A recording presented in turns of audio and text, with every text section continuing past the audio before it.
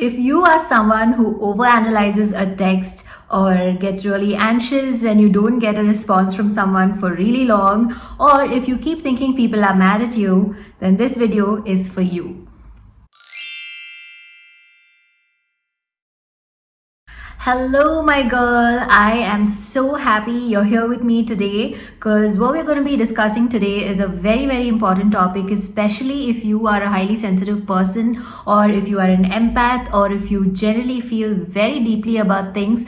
Then this video is super, super important for you because I'm going to be discussing a few traits of highly sensitive people that could be working against you. And you might be doing this unconsciously and you're ending up sabotaging your own peace of mind, and you'll be sabotaging the relationships that you have with others.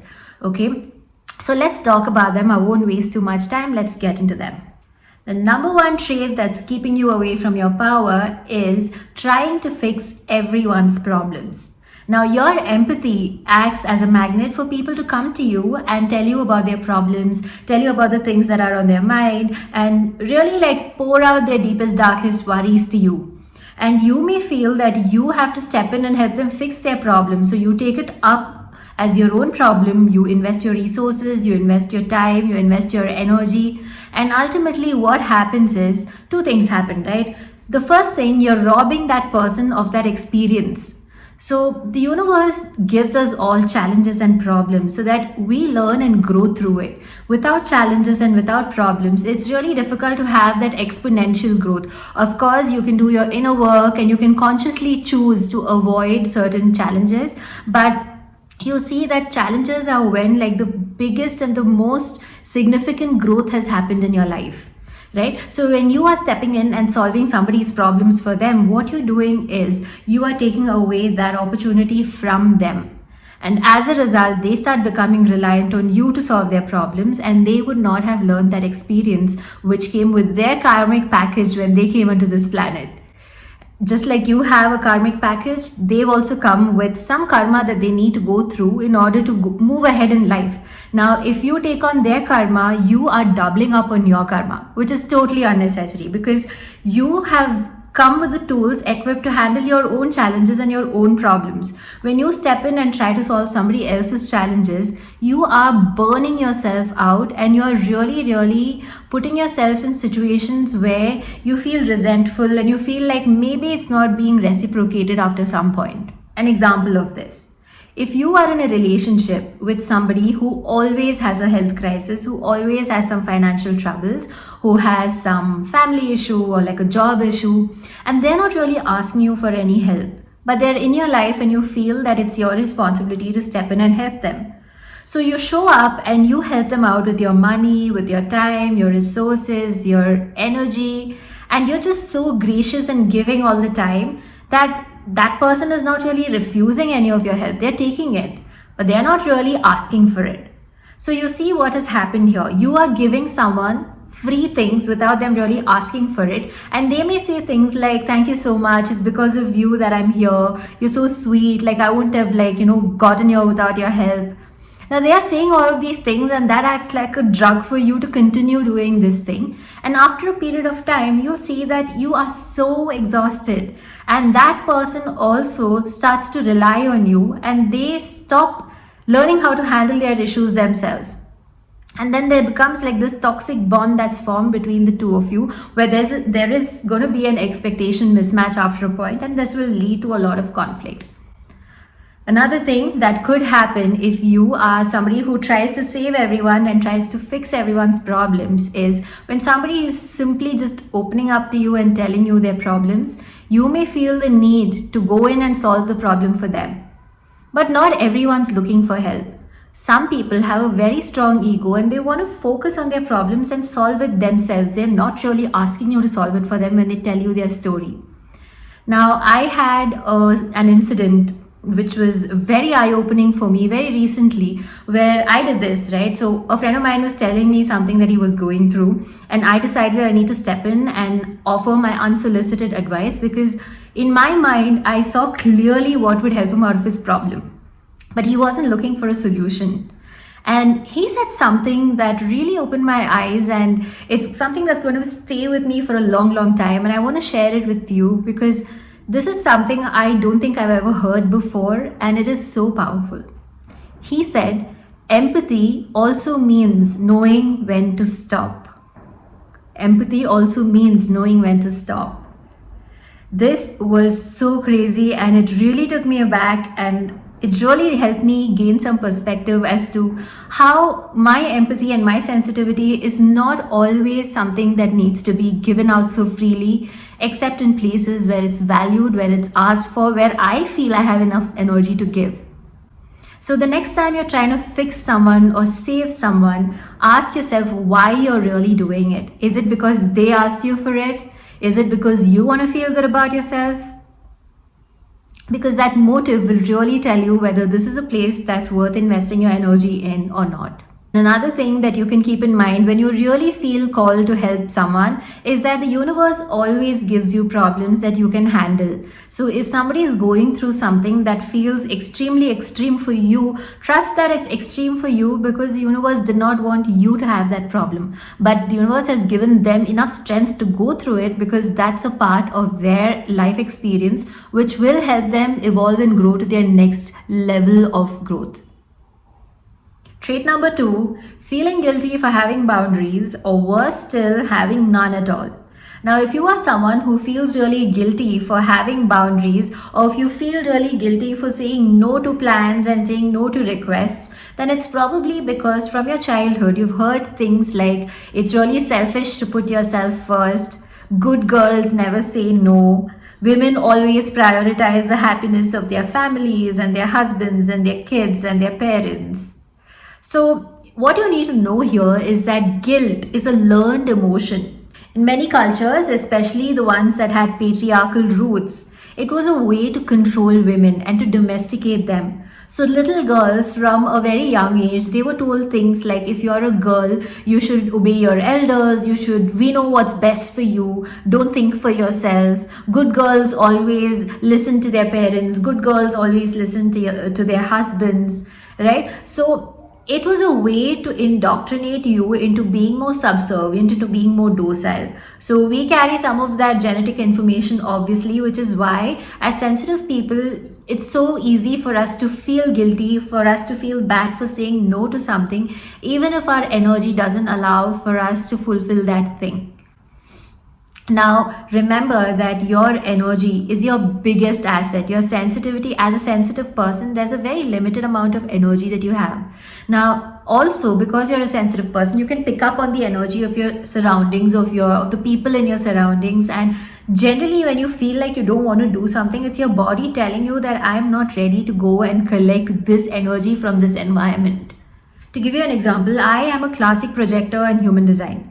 Now, human design was one of the greatest tools I have discovered to literally, it opened my eyes as to how I function, how my energy flows, and it's helped me live in so much more alignment. Human design is literally the best thing I've found, and if you want a reading, I've left my email ID in the show notes. You can just send me an email and we'll set up a meeting to do your reading.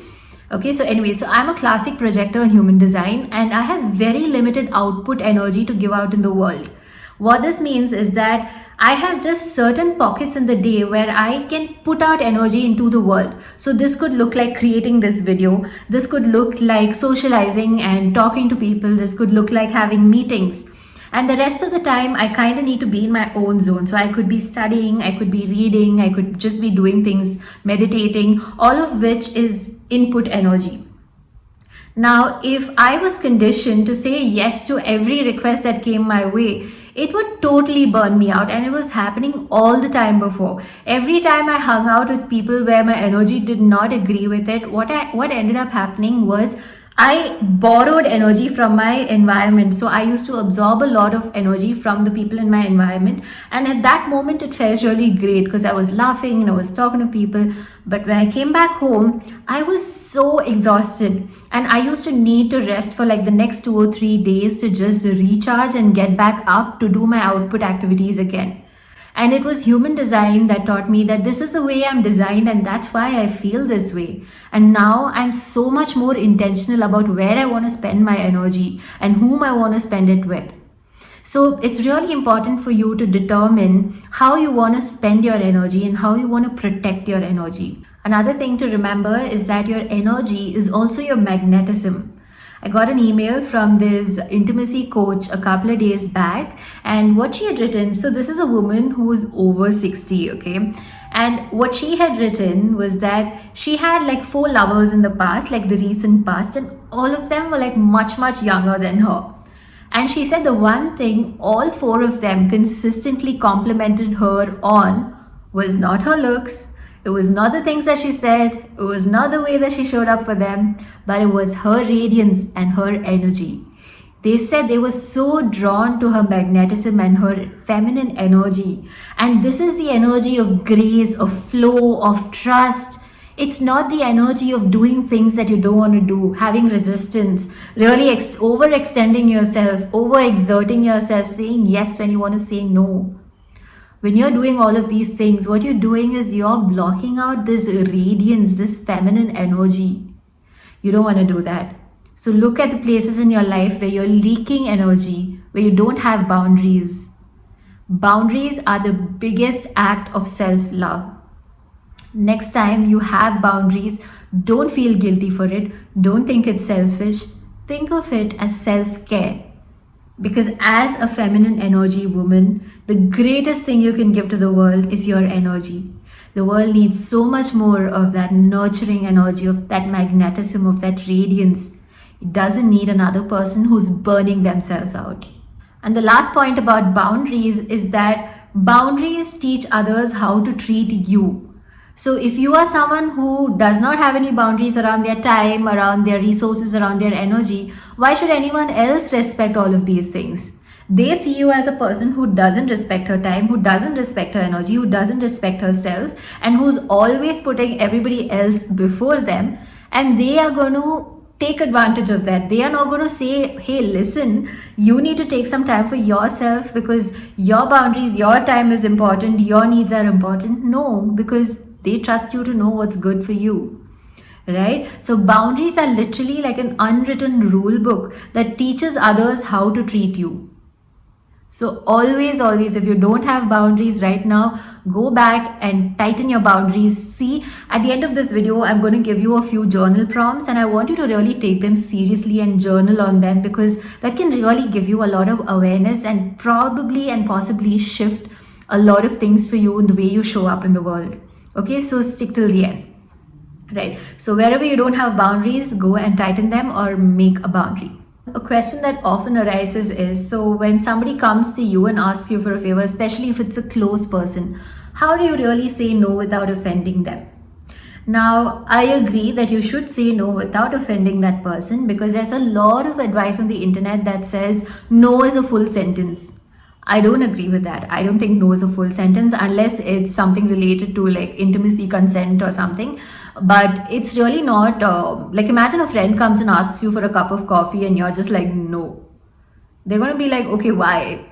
Right? So you can always gracefully and graciously say no. You can say that I'm so happy that you thought of me for this, but at this time, like I'm just not having the energy for it. Or at this time, I have like another priority that I need to take care of. You can always say things with kindness and gentleness that doesn't offend the other person, but instead gives them also permission to say the same thing the next time you want to hang out and they want to say no. So they're not forcing themselves to come out and meet you when they don't have the energy for it, right?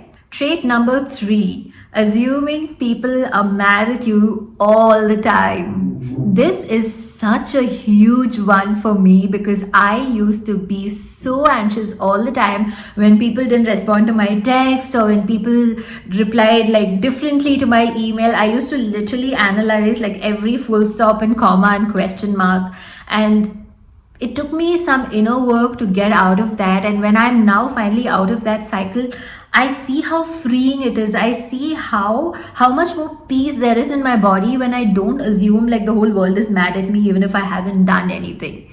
So if you are somebody who is always over analyzing the smallest things people say, or like the smallest gestures, it's probably because you were brought up in a very volatile family. Maybe you had a caregiver that was very explosive, very angry. So as a child, you had to always be on the lookout. You had to be on high alert to protect yourself. You knew that, okay, if this person looked or sounded this way, that means that you're going to get belted. So that was a way you found to protect yourself.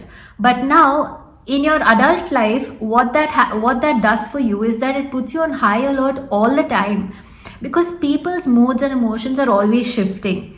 Even if they're really close to you, and even if they really love you, they're not always going to be in a consistent state of mind or mood. Their moods are going to shift, and 99.99% of the time it'll have nothing to do with you, right? So if a friend replies late to a text, or if a friend replies in one word, it's probably because they had something else going on, or maybe they got another important call, or maybe they just simply forgot to text because they were in the middle of something else.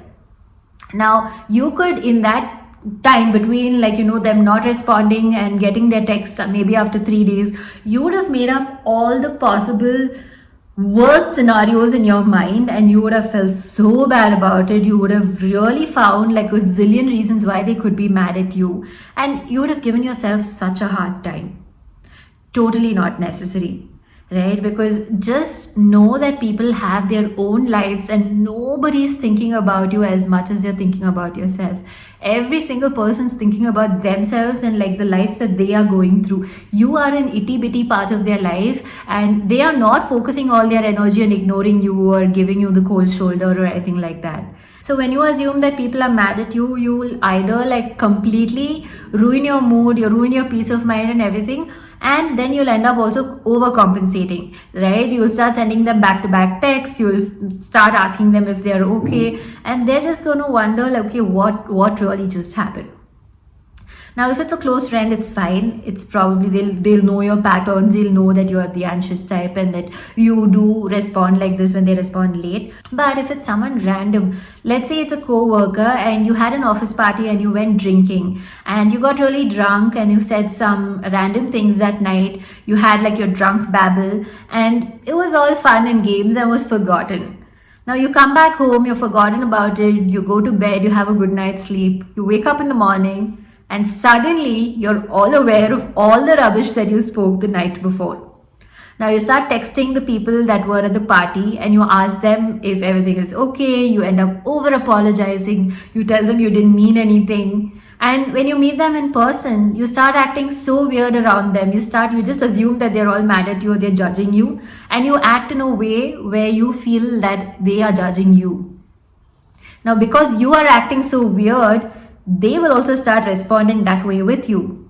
So you see what you're doing. You're kind of creating a self-fulfilling prophecy. When there was absolutely no tension, there was no conflict. And that's what overthinking what other people are always thinking about you does for you.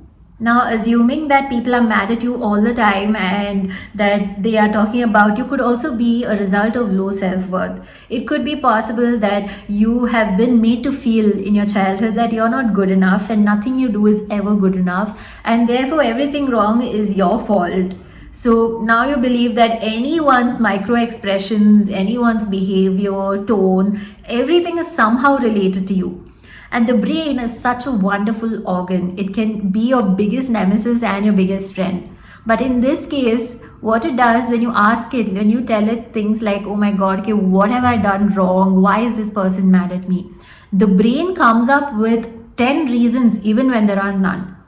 So there could be like 0 reasons where the brain thinks of, oh, maybe it's, the way you told them about their family the other day. Maybe it was that. Maybe it was the tone in which you spoke to them. Maybe it was that joke that you cracked.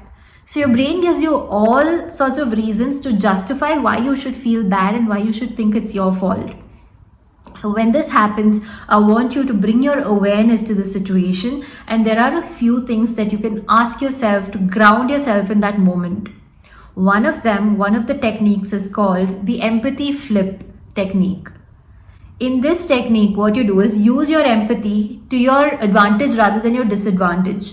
Now, when somebody is acting weird or when someone's acting a little different, instead of asking what did I do wrong, Ask yourself, I wonder what's wrong with this person. I wonder what they're going through. Approach it from a place of curiosity rather than anxiety. So when you just assume that the person's going through something, oh my God, so sad, I wish I could be there for them. Let me see if I can be there for them. And ask them like really kind questions. Ask them, hey, is everything okay? You look a little stressed. If there's anything you want to talk, I'm right here. And they may or may not take you up on the offer, but at least it takes you out of that place where you're thinking it's your fault. The second technique is called the lean back technique. Now, this one is a favorite one of mine because I really believe in the power of surrender. So when someone's acting a little weird or something's not going the way I thought it should go, I just lean back and I let go of it. I just tell God, okay, God, just take care of it. God, source, whatever higher power you believe in, God, just take care of it. I know you're doing this for a reason, and I'm sure like it'll sort itself out when the time is right. And I just let go and I move on to something else. Maybe I move on to some other kind of activity where I'm not thinking about this thing actively. And most often than not, actually almost all the time, that person has always come back and they were normal. There was nothing wrong. There was nothing wrong with our relationship. They were talking normally. It was just something that could have spiraled down in my head had I not caught it. The third technique involves a little bit of journaling. So you ask yourself 3 centering questions. Okay, this is a technique that brings you back to the present, brings you back to your awareness. You ask yourself, number 1, what has happened? So what has happened? This person has not responded to my text. The second question is, do I have any evidence that this person is upset? Yes, the evidence is that they have not responded to my text. The third question is, what are the other possible reasons they can be upset if it was not because of me? Okay, so you're looking for other reasons they could be upset. You're not looking at the reason that they could be upset at you, but other reasons. So you come up with some reasons. Maybe they're busy, maybe their phone is kept away, maybe they are in a meeting, or maybe they are working out, maybe they're sleeping. Your brain comes up with a list of reasons. Now you read those reasons and you feel calm.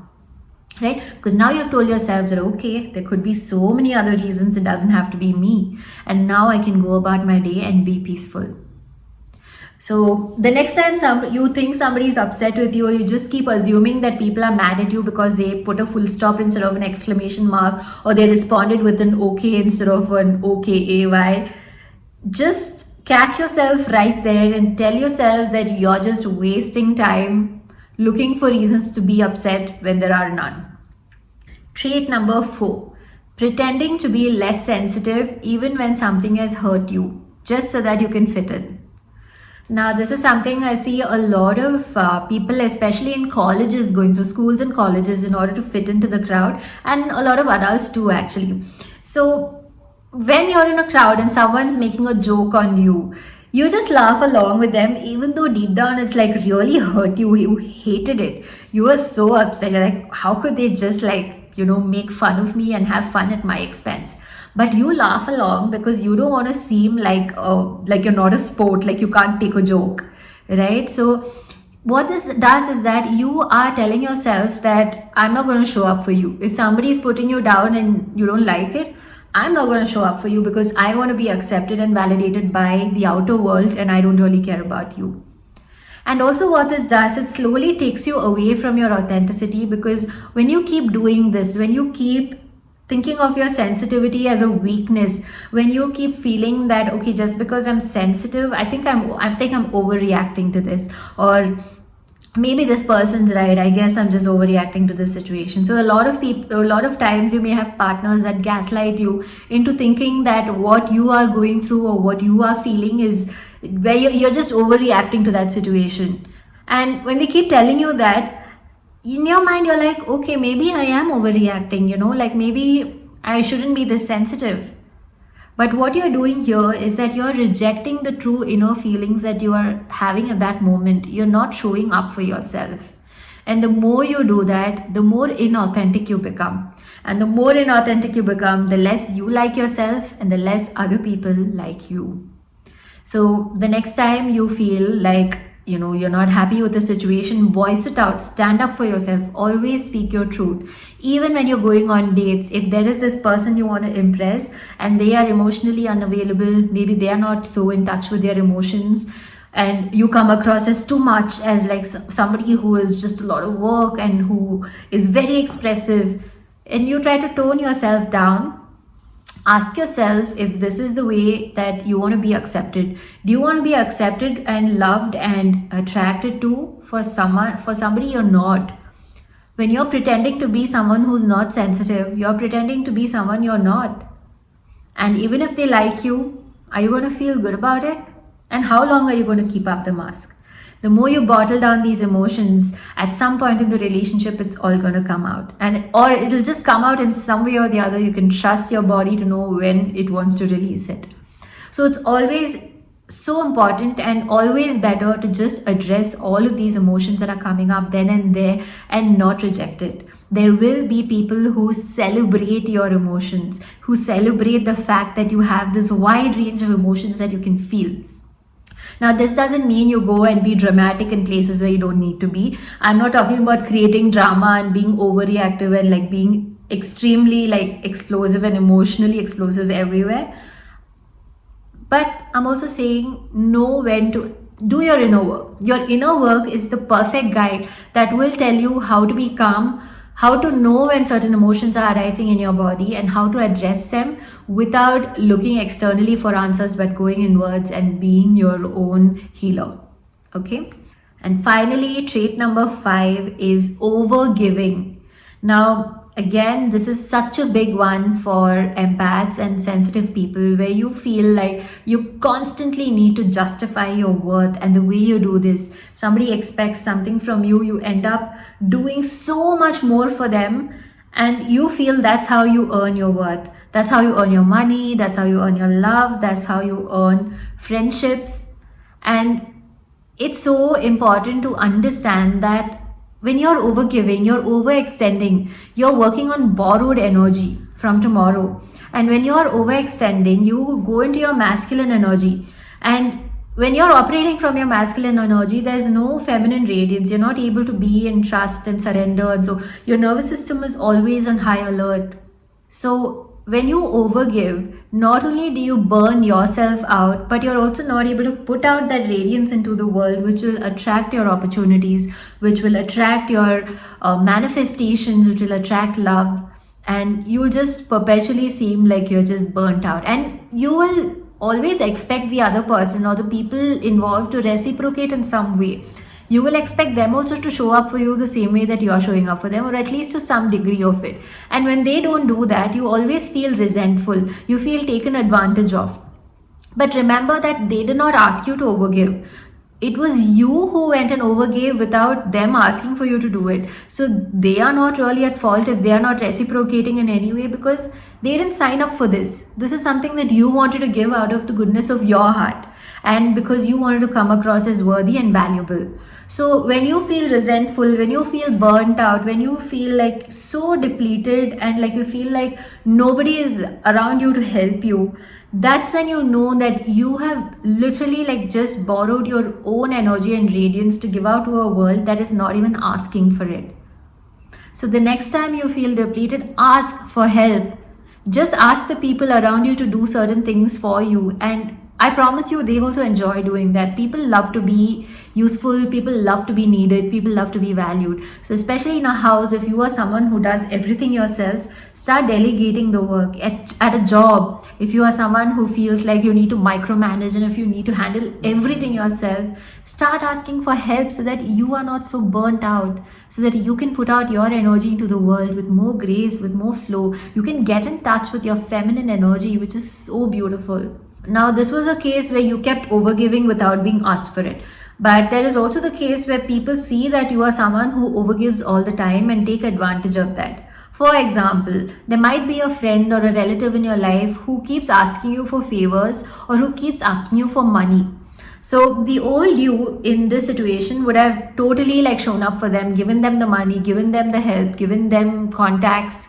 But the new you is going to take a step back and just look at that situation and see, okay, I've done this so many times with this person, nothing has changed in their lives. Usually you'll see this as a pattern in like relatives who keep borrowing money. They keep borrowing money from you, but you see that over the years nothing has really changed in their lives. They're not really using the money to up level or upgrade themselves, and you are working your butt off for that money and they're just getting it for free.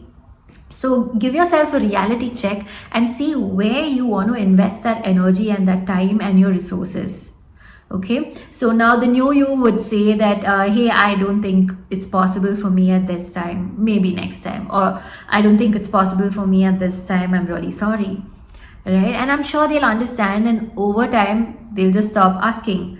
Of course, initially people will be resentful because if they're used to getting more from you, they will always expect to get that, and they're going to feel really rejected if they hear a no. But this is something you have to do at any cost to protect your energy. So there are multiple ways of doing and protecting your energy. Number one is creating an energy budget. So look at your week's activities and see how many of them are truly crucial and important for you to personally be present and invest your energy. Mark them. Okay. Next, look at how many of those activities can be delegated to other people. Even if they don't do the work and the job as well as you do, can they still get it done? Can you trust them enough to get it done? Delegate those. Finally, look at the list and see how many of these activities can just be eliminated from this list. And you'll see that there are so many random activities that can totally be eliminated, and it's not going to make any difference to the quality of your life. Okay, so create an energy budget in your life. Okay, so now we've come to the end of this video, and as promised, I want to leave you with 3 powerful journal prompts. I promise you, if you journal on these prompts and really spend some time with it, don't just scribble down the first thing that comes to your mind, but sit with it, internalize it, think of the answers and journal it down. You'll see a massive shift in the way you show up with your energy in the world. Okay, so I want you to write down these journal prompts and sit with them and actually write down the answers to it. I'm going to read them out to you. I've written them down for you, so I'm going to read it out. Please write it down in your journal and answer them. Number 1, what would happen if you trusted the people you love to find their own strength instead of stepping in to fix things for them? What would happen if you trusted the people you love to find their own strength instead of stepping in to fix their problems for them? Super powerful one. Okay, especially if you're a parent, especially if you're like a hovering wife or a manager. I want you to answer this.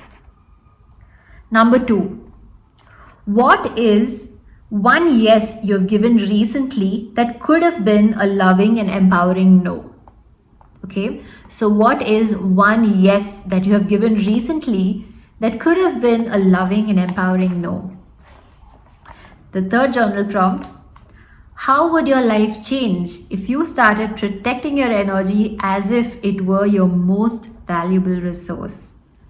How would your life change if you started protecting your energy as if it were your most valuable resource?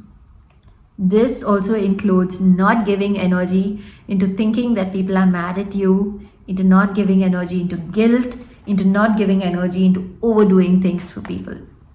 So that's it in today's video. Please subscribe to this channel if you've not done so yet. I will see you in the next one. I'm going to leave the journal prompts as well as my email ID in case you want a human design reading or a one-on-one coaching session. I'm going to leave the details in the description and the show notes below, and you can get in touch with me. That's it for today. Bye, beautiful. I'll see you in the next one.